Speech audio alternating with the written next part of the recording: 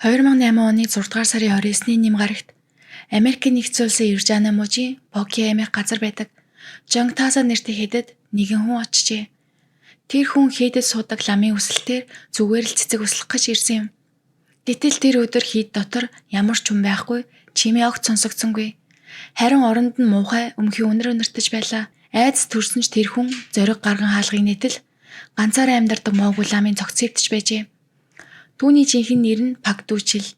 Биеийг муудаж ялзарсан байв. Хүзүү болон цээжиндээ утгалуулсан цусан шалан дээр хатчихсан байлаа. Яагаад ийм зүйл болсон юм бол?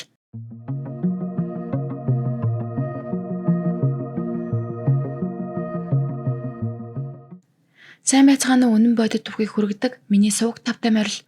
Өнөөдрийн түүх бол 13 жилийн дараа жинхэнэ алуурсан нь ил болсон аимшиг тэрэг юм. За ингээд хэрэгтэй орцгоё. Цэцэг услахаар ирсэн хүн цагдаад мэдгдснээс хойш цагдаа нар хурд дээр шалгажээ. Лам хэд хоногийн өмнө нас барсан гэж үзв. Хийд дотор хаалга хэвдэрсэн мөр, зодон болсон улмар, хулгай хийсэн шинж юуж байгаагүй.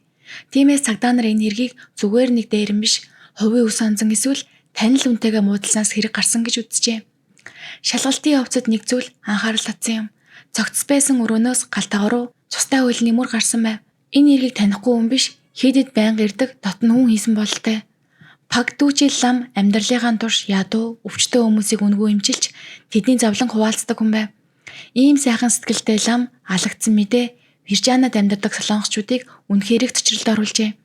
Гэхдээ түүний амьдрал анханасаа амар байгаагүй. Пагдүүчил Солонгосын Пухангийн хотод төрж залуудаа тэр үеийн дарангууллын эсрэг гарч эрх чөлөө арчирлалын төлөө тэмцэж явсан хүн байжээ. Тэр үед тэр дүүтэйгээ Сөүл хотын төвд жижигхэн дэлгүүр ажилладаг байсан. Гэхдээ нууцаар цэргийн дарангууллын эсрэг ухуулах хуудас эсэргүүцлийн бичиг хийж тараадаг байв. 1974 он тэрээр нэгэн улс төрчийг цагдаа нараас нуусан эргээр баригдаж бүх насаар хоригдох ялавч шоронд оржээ. Тэр шоронд байхдаа маш их зовлон дарамт тулсан. Гэхдээ тэр үеэс буддын шашинд итгэж бясалгал хийж эхэлсэн гэдэг. 2 жилийн дараа тэр өршөөлөөр суллагдаж 1974 онд Кённам мужийн тосоологдод шавьорж Могу нэрийг авч лам болсон юм. Тэр лам болсныхаа дараа Сөүл жижиг хийд ажиллаж зүү төөнөрөөр ядуу хүмүүсийг үнгүй эмчилдэг байлаа. Мөн 1985 он тэр арт хөдөлгөөний буддын холбоо гэсэн байгууллагыг хамтран байгуулж дэд даргаар ажиллаж байсан.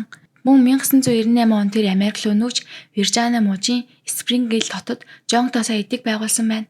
2004 онд Поки аймаг газар нэгэн байшин худалдаж авч түүнийг өөрийн орон сууц хийд болгон ашиглаж иржээ.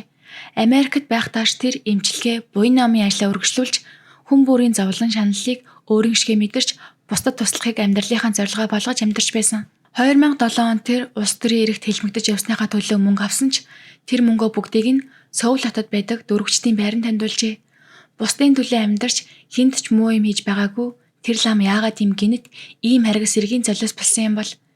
Хэргийг илрүүлэхийн тулд Виржиниагийн цагдаа нар Америкийн холбооны мөрдөн байцаагчтай хамтран ажиллаж эхэлжээ. Цогцос ялдарсан тул яг хизээ яагаад нас барсныг тодорхойлох хэцүү байсан ч задлан шинжилгээгээр лам хүзүүндээ 6 удаа утгалуулж цус алдаж нас барсан тогтоогдсон юм. Хийдийн ажлыг хариуцдаг Америк иргэн Альберт штаб цагдаа нарт Чонвон Ён нэртэй солонгос эрэг сэжигтэй гэж хэлжээ. Чон өмнө нь Пагдүүчилтэй дотн бүр хийдийн зөвлөлийн гишүүн байсан гин. Гэвч 2 жилийн өмнөөс Пагдүүчил түүнийг сэжиглэж дахиад итгэхэ болсон байна. Чон ирэх болгонд Пагдүүчил Альберт руу залгаж чи хүрээд ирээч би түүнтэй ганцаараа уулзахаас айж байна гэж гуйдаг байв. Дараа нь Пагдүүчил Чоныг зөвлөлөөс хөөж тэрний оронд Альбертыг томилсон байна. Удалгүй 2007 онд Пагдүүчил Чон хоёр маргалдаж Пагдүүчил түүнд чи эндээс яв гэж хэлсэн. Түүний дараа Чон дахин хэдэд ирээгүй юм. Америкийн холбооны мөрдөн байцаагчид Солонгос хоёр мөрдөгч томилж мөрдөн шалгах ажил туслуулсан ч Чон уцаа авахгүй байшингийнх нь хаалга түгжээтэй аль хэдийн алга болсон байлаа. Тэд гэрийг нь шалгаж зураг авч түүнийг сэжигтэй итгэхэд гэж бүртгэжээ. 2 сарын дараа Америкийн холбооны мөрдөн байцаагчид түүнтэй уцаар холбогдоход Чон өөрийгөө Нью-Йоркт байгаа гэж хэлсэн байна. Ингээд Виржиниад уулзах тохироо хийсэн ч уулзтын өдрөө ирээгүй дараа нь дахин сураггүй болсон. Гэвч тухайн үед ямар ч нотлохоо байхгүй. Хэрэг гарсан орой Пагдүүчил Чон хоёрын муудалсан гэдгээс өөр зүйл байгаагүй. Тиймээс цагдаа нар түүнийг сэжтэй гэж үзээд ажиллаж байсан ч баривчлах албан ёсны зөвшөөрөл гараагүй байлаа. Ингээд мөрдөн шалгалт гацж байв. 2 жилийн дараа буюу 2010 онд Чон Лас Вегаст гэр бүлийн хүчирхийлэл үйлдсэн хэрэгт барьцлагдсан байхад нь холбооны мөрдөн байцаагчид дахин шалгаж эхэлжээ. Лас Вегас баривчлаад байх үед нь хоёр солонгос мөрдөгч Чоныг байцаалаа. Эхэндээ тэр паг дүүчил ламыг би мэдгүй гэж гүрийсэн. Гэхдээ байцаалд үргэлжлэх тусам эцэст нь бүхнийг өөрөөр ярьж эхэлжээ. 2008 оны 6 дугаар сарын 23-ны орой ламынд очиж хамтдаа шүн дунд өнгөртөл шар айргуусан. Бараг 18 жил орчим уусан гэсэн. Тэр үед Чон найз бүсгийнхээ банкны картыг нууцаар авч ашиглаад $3,000 мөрөөдөд тоглоомын өртөө болсон байсан юм. Эхэндээ тэр ламаас төр мөнгө зээлэж гэж гуйсан байна. Лам надад мөнгө алга гэж татгалзжээ. Тэгэхэд Чон би Атлантад байгаа ах дээрээ очиж мөнгө гуйна. Та хамт яваад өгөөч. Тэгвэл ах итгэж туслах байх гэж ламаас гуйжээ. Тэд ингэж юм ярьж арих усаар Чон ухаангүй болтлоо согтжээ. Найзууд нь хүртэл түүнийг тоглоомоор комо гэж нэрлэдэг байсан. Согтуу үедээ ухаанаа алддаг хүн гэсэн. Чон буудан дээр унтаж байхад лам түүнд хүнжил өмөргсөн юм шиг санагдсан гин. Гэтэл хэсэг хугацааны дараа сэртэл лам шалан дээр цусан тутгалцсан унсан байжээ. Тэр үед аль хэдийн нас барсан байв. Чон юу болсныг санахгүй байна гэж хэлсэн. Гэхдээ тэр тэнд зөвхөн лам бит хоёр л байсан. Иймээс магадгүй би л түүнийг алсан байж ч мэднэ гэж хэлсэн юм. Хамгийн сонин тэр би өөрийнхөө хийсэн гимээс илүү хүүхдүүд минь энэ тухай мэдчихвэ гэж айж байна гэж хэлсэн байдаг. Мөрдөгчд дахин тэгвэл чи алсан юм уу гэж асуухад Чон би юу санахгүй байна гэж гүрийж байлаа. Тэгвэл яагаад цагдаад мэддэггүй юм бэ гэж асуухад тэр огт хариулсангүй. Баримт нотлогоо юу ч байхгүй байсан тул цагдаа нар Чоныг судалгаас өөр аргагүй болсон. Тэгээд хэрэг чимээгүй болж бараг л мартагдах шахсан юм. Гэвч 13 жилийн дараа буюу 2020 оны 11-р сард цагдаа нар түүнийг дахин баривчилж паг дүүчил ламыг санаатаагаар хөнөөсөн хэргээр шүүхэж шилжүүлжээ. Шүүх эхлэхийн өмнө прокурор өмгөөлөгч хоёр тал хэргийг хэрхэн ярих талаар урьдчил тохиролцож байлаа. Тэгэхэд прокурор нэг зүйлийг онцолж хэлсэн байна.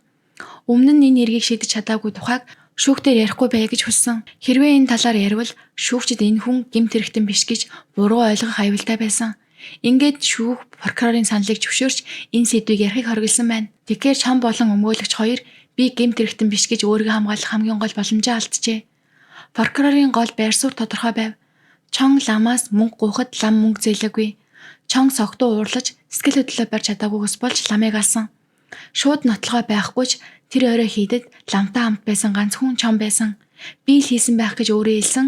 Хідээс зүгтсэн гэсэн 3 үндслэл дээр л бүх хэрэг тулгуурлаж байв. Прокурор лам түүнээс айж байсан. Бүр түүнийг харахаас ч имээдэг байсныг ярьсан. Мөн хэргийн газарт хүчээр дайрж орсон уулмөр байгаагүй. Цустай аймсны мөр гарсан нь гэрт орохын өмнө гутлаа тайлдаг дотны хүн гэдгийг илтгэн гэв. Ингэж олон жижиг баримт нийлснээр алуурчин бол Чон гэсэн дүгнэлтэд хүрсэн юм. Харин өмгөөлөгч үүнийг үгүйсгэж ямар ч хурууныхээ ДНХ бичлэг байхгүй. Хоосон таамгаар хүнийг аллаж болохгүй гэж хэлсэн. Мөн цагдаа нар 12 жил аль бие усны барилга шийдвэрч гаргаагүй байж одоо гинэд түүнийг цугцсан гэж яриад байна. Эн чи юу гэсэн үг вэ гэж шүмжилсэн байна. Хэрвээ түүнийг үнэхээр хайж байсан бол аль хэдийн барьчих байсан мэдтэй. Энэ 12 жил тэр зүгээр л амьдарч байсан нуугдаж байгаагүй гэв. Чоны өмгөөлөгчийн үзэж байгаагаар лам өөрөө Чонд ах дээр чинь хамт очие гэж хэлсэн. Тэгэхээр Чон түүнд уурлаж алъя гэж бодох ямар шалтгаан байгаагүй гэсэн. Шүүхтэр хамгийн гол гэрчээр Альберт Штаб дуудагдав. Тэр бол ламын дэргэд байнга хамт байсан, ламтай хамгийн ойр байсан хүн юм. Альберт ингэж хэлжээ. Чон хийдэд ирэх болгонд лам над руу залгаж Альберта тэр хүн ирлээ, надтай хамт байгаач ганцаараа уулзахаас айж байна гэж гуйдаг байсан гэж хэлсэн. Энэ үгийг прокурор онцолж лам Чоноос үнэхээр айж сэрэмжилдэг байсан гэдгийг нотлов. Харин өмгөөлөгч эсэргүүцэж энэ бол лам өөрийн амар хэлсэн үгийг Альберт зүгээр л сонсон зүйлээ ярьж байна. Иймэрхүү зүйлийг дам мэдүүлэг гэж нэрлэдэг. Тэгээд ийм мэдүүлгийг шүүхтэр нотлохоо гэж үзэх ёсгүй гэжээ. Харин шүүх энэ мэдүүлэг хэргийг илүү ойлгоход тус болно гэж үзээд нотлохоо болгож хүлээн зөвшөөрсөн юм. Дараагийн нотлохоо нь 2008 он цагдаа нар Чоны гэрийг шалгахад авсан зургууд байлаа. Гэр нь хоосон зүгээр л алга болсон юм шиг байжээ. Прокурор энэ бол цугцсан хүний гэр. Хэрвээ буруугүй байсан бол ингэж орхихгүй шүү дээ гэж хэлсэн. Өмгөөлөгч хоосон гэрийн зураг бол цугцсан гэдгийг батлах нотлохоо биш гэж хэлж 12 жил баривчлаагүй байж яагаад гинэд оргон зайлсан гэх болов гэж маргасан ч шүүх энэ зургийг шүүгчид өөртөө дүгнэнэ гэж хэлээд нотлохоо болгож хүлээн авсан юм. Прокурор дараагийн алхамдаа Чоны зан төлөв амьдралын ийм маягийг баримтаа гаргаж ирэв. Тэр байнга арх удаг, найз бүсгийнхаа мөнгийг хулгайлдаг, мөрөөдө тоглоомонд онцсон хүн байсан. Прокурор ийм хүн уур хилэн давтаж аллах хийх магадлал өндөр гэж хэлсэн байна. Өмгөөлөгч үүнийг эсэргүүцэж энэ бол түүний хувийн амьдрал, энэ хэрэгтэй ямар ч холбоогүй зүйл гэж хэлжээ. Ингээд бүх нотлохоо гарсны дараа шүүхийн хамгийн чухал мөч эцсийн үг хэлэх үе эхэллээ. Өмгөөлөгч хэлэхдээ Энэ нэрэг бол эргэлзээ байвал яллах ёсгүй гэдгийг харуулж байна. Ямар ч нотлогой байхгүй, ламыг алах шалтгаан чонд байхгүй. Харин прокурор үг хэлэхдээ тэр орой хідэд 2 хүн байсан. Лам ба чон. Лам үгсэн чон амьд байна. Өөр ямар тайлбар хэрэгтэй юм бэ? Тэр согтуу уурлаж ухаангүй үедээ алсан. Үүнийг өөрөөр тайлбарлах аргагүй гэв. 12 хүнтэй шүүгчийн бүрэлдэхүүн 3 цагийн турш хэлэлцээд чоныг хүн амины хэрэгт буруутаа гэж үзлээ. Шүүх түүнд 30 жилийн хоригоол оноос нь ч 10 жилийн тэнсэн нөхцөлөө болгосон тул бодитоор 20 жил хоригоол авах шийдвэр гаргасан юм. Гэхдээ чон шүүхийн шийдвэрийг хүлээн зөвшөөрсөнгүй. Тэр шүүх нэг талыг барьсан. Нотлохоо хангалтгүй байхад намайг буруутгасан гэж үзэж 4 үндслээр дав залдав. Нэгт түүнийг өмнө нь ямар ч гэмт хэрэгт холбогдож байгаагүй гэдгийг хэлхийг хориглосон шударга бус байсан. Хоёрт айлбартын дан мэдүүлгийг буруу хүлээн зөвшөөрсөн. Гуравт хоосон гэрийн зургийг нотлоонд буруу ашигласан. Дөрөвт хувийн зан чанарыг хэргийг шийдэхэд ашигласан нь буруу. Гэвч дав залдах шатны шүүх энэ бүхнийг хүлээж аваагүй. Анхны шийдвэрийг хэвээр үлдээв. Чон холбооны мөрдөх товчоо миний нэрийг буруу бичсэн. Тэд намайг хуурч худал мэдүүлэг авсан гэж ярьж нэг шудаа гэмээ хүлээсэнгүй. 13 жилийн дараа ил болсон энэ хэрэг Пагдүүчил ламын шав найз нөхд нь эцэст нь үний аллаа гэж байсан ч олон хариугүй асуулт үлдсэн юм. Тэр шөнө үнэхээр согтуу үедээ ухаангүй хийсэн аллах байсан уу? Эсвэл төлөвлөсөн өшөө авалт байсан уу? Үүнийг одоо хинч баттай айлж чадахгүй. Пагдүүчил лам хүмүүсийн өвчнийг эмчилж бусдын зовлон өөрийгөө хуваалцаж ирсэн энгийн нэг сүсгтэн байсан юм. Гэвч түүний өвхөл олон хүний сэтгэлийг өвтгчээ. Гэсэн ч түүний сэтгэл, итгэл, буян намын зам бусдын дурсамжид өөрдүүлсэн юм. Жон Ксатагийн хийдийн аллах энэ бол зөвхөн нэг ламын өвхөл биш, хүн чанар, итгэл, ууршлал ямар үн цэнтэйг харуулсан бодит түүх байлаа.